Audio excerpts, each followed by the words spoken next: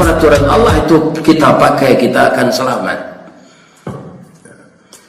Jadi orang yang tidak mencocokkan dirinya dengan peraturan Allah, bisa orang tu liberal, bisa orang tu sekuler, bisa orang tu munafik. Apa itu munafik? Kalau kata Nabi, ayatum munafiqun thalasun. Tanda-tanda orang munafik itu 3. Pertama apa? Idza haddasa kadzdzaba. Apabila mengecek, baduto panjang saja. Kalau sekali-sekali baduto, tidak ada. Iya kan? Kau tidak sekali-sekali tu, bakal panjang saja baduto. Menutui duto dengan duto. Nah, tadi ayat dibaca imam yang pertama tadi, itu cerita orang munafik dia tanya. Wa idza haddasa kadzdzaba, kalau mengecek duto. Wa idza wa'ada akhlafa, kalau berjanji mungkin. Wa idza tumina khana, kalau dipercayai khianat.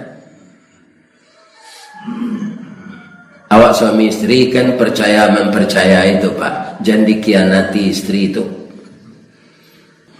Dia Pak kok kau begini laporan ke ibu. Nya banyak dampak buruknya kalau tidak dilaporan. Lah pernah terjadi Pak. Dia tidak dilaporkan, memang jauhnya begini, tinggal di Padang ini pertama, begininya di Palembang, pindahnya ke tahu begininya, kira anak nanti Padang, kok tapi kerja di Palembang. Nya pertemuan dia Allah jauh adiknya sama bapak, kau tidak tahu bahasa adiknya, bapak cara lahnya. Kalau kena nanti, ya kan? Tapi kaum muslimin tidak jadi karena ketahuan capek. Tapi kan kecewanya tu, ya kan? Jadi apa kok kau ini cek lagi keceng ke ibu deh? Lain tak ada apa tu, ya kan? Jangan bini-bini seorang tu.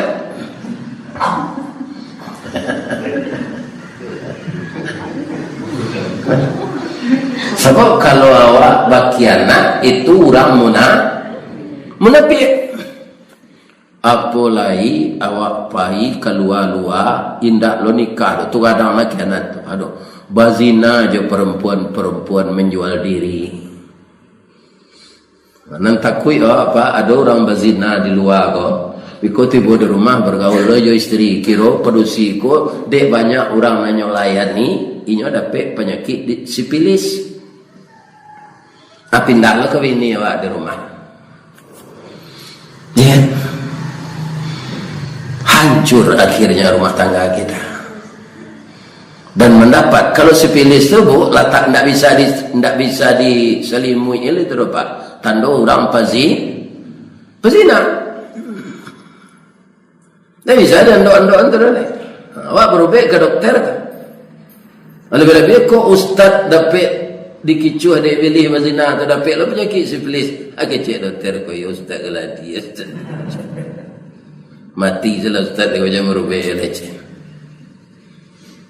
Ya kan? Itulah orang munafik itu. Bicara dusta, berjanji mungkin, dipercayai khianat. Kalau di orang Talawiyah namanya tu, panu kawan sair yang pangguntiang dalam lipatan, pamanciang dalam melangong. Memanciang kau ke masa nanya. Kau tanya ya kena ketabik. Aku nyo ke dalam melangong. Lama saya ikan tu tak hanya tu. Tunjuk lurui kalingkiang bakai. Siangnya jadi ayam, malam berubah jadi musang. Kalau tiba di kayunya munafik tu tibarau namanya. Anak tibarau tu Ustaz, nyo bantu pimpiang pigadang. Pimpiang kan lebih adoi. Tibarau tu gadang. Tibarau tu. Idui tibarau berumpun-rumpun, batangnya berueh-rueh, berdaun panjang bakal lupa.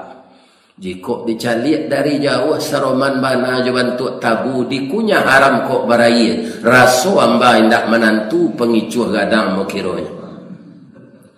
Masuk ketek sebantuk jaguang di silau indak berbuah bunga saleh indak menanggut. Kalau inyo tumbuh di lereng atau di tanah ketinggian capek terbuka rasionya.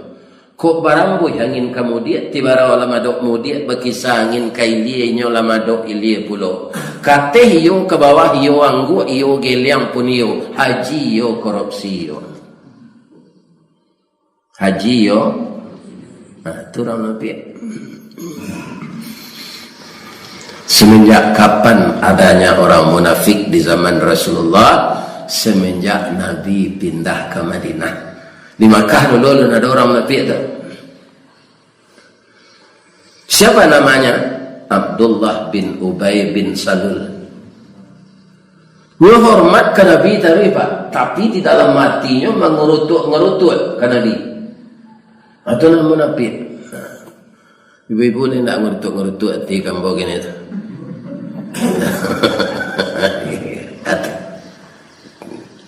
Di luar elok je. Bang kau itu Abdullah bin Ubay ini memang tokoh pintar lah sebagai orang kamangke jadi namanya itu mufti ya di kota Madinah itu. Tapi tadanga Rasulullah datang ke sinan hijrah, orang lah tahu Rasulullah kok orang jujur berpindahlah pilihan orang ke Nabi. Asalnya itulah tatanam rasa dendam dari Abdullah bin Ubay itu kepada Rasulullah. Sampai suatu saat nyobalehnya sakit hatinya kok. Tidak kesampaian lah. Atau nyotebar isu bini Nabi Ibu Aisyah berselingkuh. Itu orang munafik tu Pak. Memberikan berita bohong. Itu orang munafik. Hati-hati ya Pak. Nyo musuh dalam selimut, babayo tu tak? Kalau kafir itu musuh dari luar, datang kau tak di muka dari belakang. Tapi munafik musuh dalam selimut. Kalau tiba di pisau, pisaunya pisau lantik, tapi saruangnya lurui. Pisau tu lantik betul, saruangnya lurui. Akibatnya, cabik saruangnya tu dia. Pisau melantik duit. Saruangnya dari jangit itu lurih.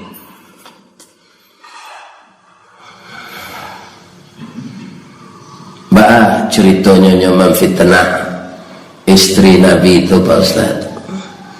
Ada perang namanya dulu di zaman Nabi, perang Khandak. Khandak itu parit. Digali tanah sejauh 20 meter. Lawehnya 15 meter.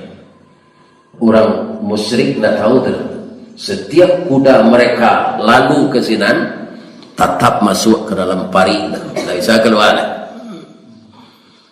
Ya kan? Apa kata ibu-ibu ketika itu kepada Rasulullah? Ya Rasul, kami di rumah-rumah saya memasak. Pagilolo kami keberjuang di jalan Allah. Memasakan suami jo anak itulah sah mau berjuang di jalan Allah. Ibu-ibu kalau ikhlas membuat segala samba untuk suami. Tuna rancak mana tanyuan samba nang kelama diudah kini. Ya kan? Ada seorang perempuan begitu Pak, dia tidak bikin samba sebelum bertanya ke suaminya anu kelama. Ya kan? Atau dia teh mejanya masih ancam bui kudoje. Ikan untuk apa? Ikan lah sudah suaminya makan kok dah lama sambal tadi indah ke suami alacui yang bodoh hanya suruh suaminya melacuinya supaya sambal kau lebih lama nang ketibo. Lihat ibu-ibu itu, ikan kau nak lama carilah kelapau tu lah panik dia membuat tadi macam yo makan di lapau tu suami kau lah tunjuk cari bini je lah. Wah itu saja. Jadi ikhlaslah mengurus suami itu jihad fisabilillah. Itulah yo tu ya Rasul izin Allah kami pai parang. Semua je laki-laki. Seindah-indahnya kami merawat tentara nan luko bekoj. Kata Nabi mau pakailah kami dulu. Bermusyawarahlah Nabi dengan sahabat. Jadi apa saja pekerjaan kita harus musyawarah. Pantunnya si kawana Pak. Pantun musyawarah. Sawah lunto jalan ke salah, ya atau salah? Aduh. Kadurian membali katalawi membali sirik, ube kapalo nak nyosiek. Minangkabau nanti golua aluran datuk para patih inyo barajo kamu pakai. Jangan diputuin tu orang nak mu pakai dulu. Lah boleh aye ke pembuluh, lah rancak kato jo mu pakai, sapakai mangko menjadi. Boleh ibu-ibu pai parang, tapi syaratnya dua. Pertama, tak boleh memakai perhiasan. Ibu-ibu kan suka memakai perhiasan kepala. Tak temui galau di tangannya lelah teliang sampai radit. Hanya pakai di kaki deh. Galau masa kadang pelat becak dah. Tapi itu tak ditelawi, itu di tempat lain. Dan kedua, tak boleh banyak kecek. Sebab dalam peperangan kata-kata sandi tak boleh diketahui oleh musuh. Bisa tak kata Nabi? Tak mengecek, tak memakai perhiasan. Bisa ya Rasulullah. Ya kan? Diizinkanlah ibu pai parang. Pinta sadang kabulir, kandak sadang kawalaku, manang dalam parang. Alhamdulillah. Alam kumpul tentara aku di suatu kemah. Ibu Aisyah itu kalau di kampung ambo kerapiak panjang itu. Ba kata Nabi, kaluang ambo hilang ya Rasulullah. Galak Nabi. Kenapa engkau ketawa ya Rasulullah? Pika petanglah sapakai indah membawa perhiasan. Kata Ibu Aisyah, ambo tak satu rapi petang ya Rasulullah. Itulah penyakitnya kalau tak satu. Ya kan? Tak tahu informasi. Nah, jadi kalau nyundang awak pengurus musaji di kawan-kawan rapi datang jangan nembak-nembak di lakang. Lain terdengar apa tau? Kau rapi nak buat undang orang datang. Sudah orang rapi beko rumah sudah toko berbunyi. Tu tak jantan awak nama. Rancak apa kodek saya je pasang gue.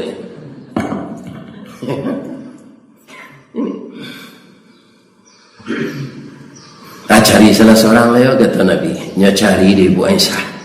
Kiranya basuh kalau tu belum dapat di orang lain.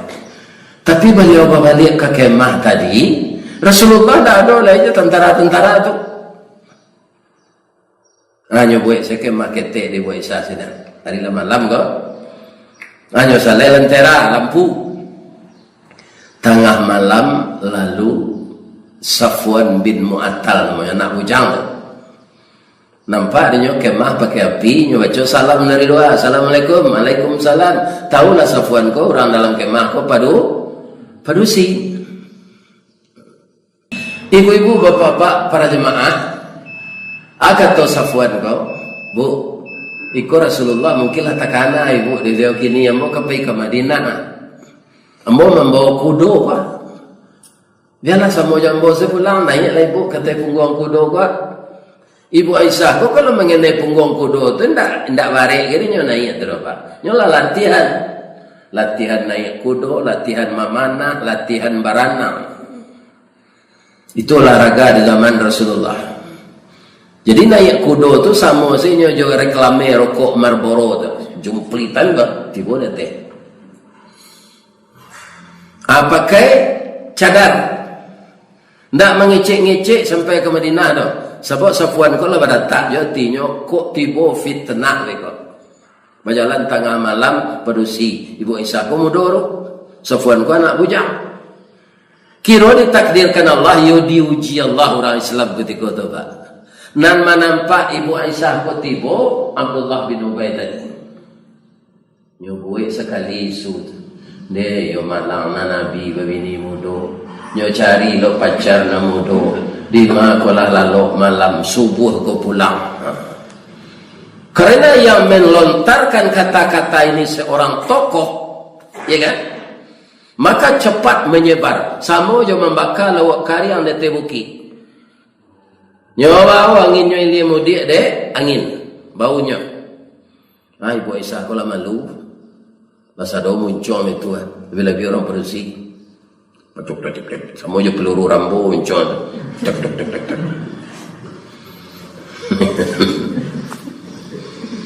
Rasulullah bagus tikota. Pailah dia ke Umar. Kunda Rasulullah ku pasti dia tahu dia Allah pandai do indahnya anan terjadi itu. Tapi salahku kita bakawan sahabat bayo-yo jo teman datang dia ke Umar. Mar, engkau dengar enggak masalah istri saya dikatakan berselingkuh dengan Safwan? Lai ke Umar. Apa pendapat engkau? Kata Umar, no comment. Itu narencana. Kalau ada orang tanya masalah negatif tu kawan, nak tahu pokoknya. Ya Rasulullah, ayat pasti diturunkan Allah untuk menjadikan kita ini tenang. Apakah masalah ini terjadi atau tidak? Allah pasti mengasih tahu engkau. Allah jo Rasul dan paling tahu. Ambo sahabat engkau orang biasa, ambo tak Nabi. Itu nan sahabat pak. Nyo tanangan awak, ndak nyo kipih awak tu semua nyo orang membakar dengan sate. Nah, yo tu Rasulullah bini engkau kan mudo baru, engkau lagak tua.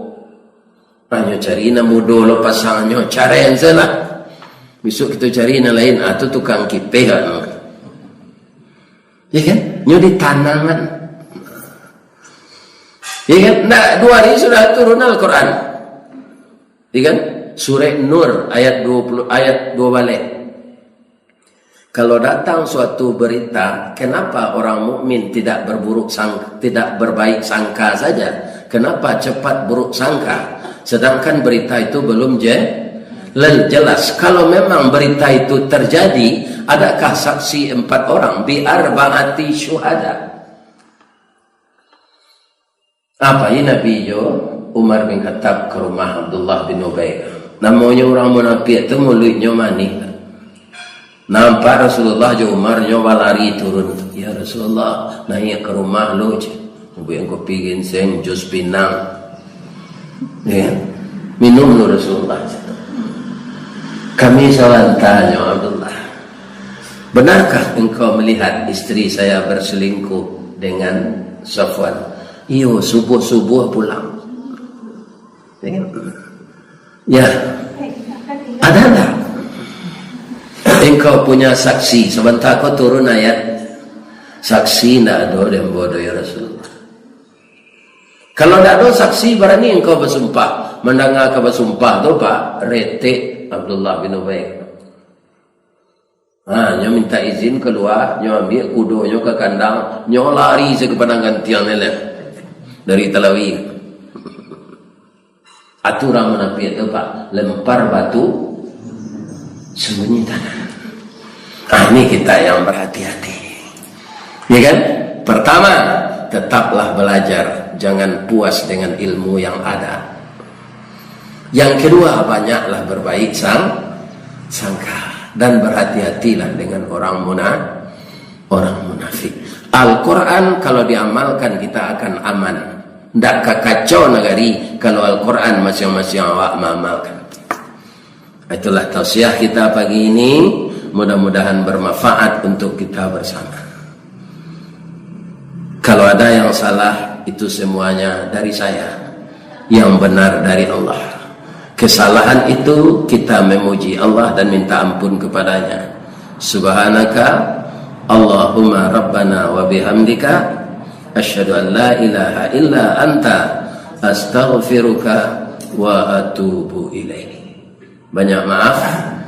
Bebantulah bocik tadi. Di mana jalan kaguguat, dakik pasar padang luar, sungai tanang di bukit tinggi, tasabui ayahnya jania. Di mana cako pintu ke masuk, sinan lo pintu ke keluar, lapehlah kami jo Pak Abbas, jo hati dan suci jo mukonan jani. Piambo pai sudah makan. Kalau makan lelah pai sekali. Banyak maaf. Assalamualaikum warahmatullahi wabarakatuh.